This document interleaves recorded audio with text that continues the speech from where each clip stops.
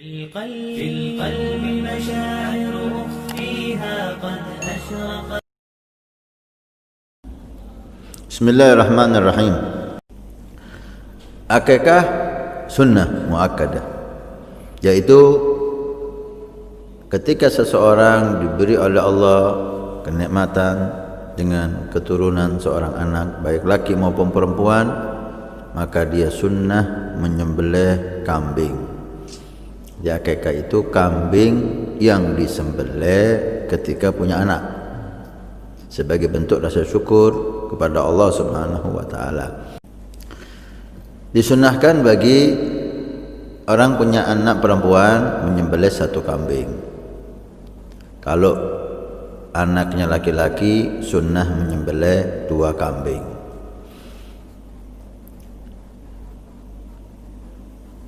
Kapan disembelih? Disembelih mulai dia punya anak. Tapi afdalnya ketika anak itu berumur 7 hari. Itu afdalnya. Sampai kapan? Sampai sebelum nifas selesai. Kalau dia musir, kalau dia punya uang. Kalau si ayah punya uang untuk beli kambing, maka diusahakan jangan sampai nifas si ibu itu selesai, sebelum nifas. Tapi kalau si ayah belum punya uang untuk menyembelih kambing, maka boleh diundur walaupun setelah nifas. Sampai kapan? Sampai bulugh, sampai anak itu baligh.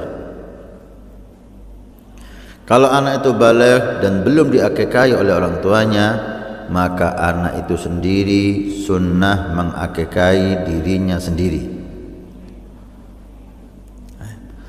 Ada sunnah. Dan tentunya setiap sunnah punya barakah yang besar. Tentang kambing itu laki atau perempuan tidak ada pembahasan, semuanya boleh, walaupun afdalnya laki-laki. Tapi kambing betina pun boleh, jadi tidak ada masalah. Yang penting usianya.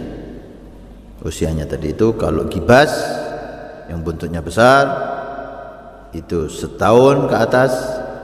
Kalau kacangan yang bentuknya kecil 2 tahun ke atas. Kemudian akikah itu disembelih dan dibagikan kepada fakir miskin atau siapapun yang dia ingini dengan beberapa syarat.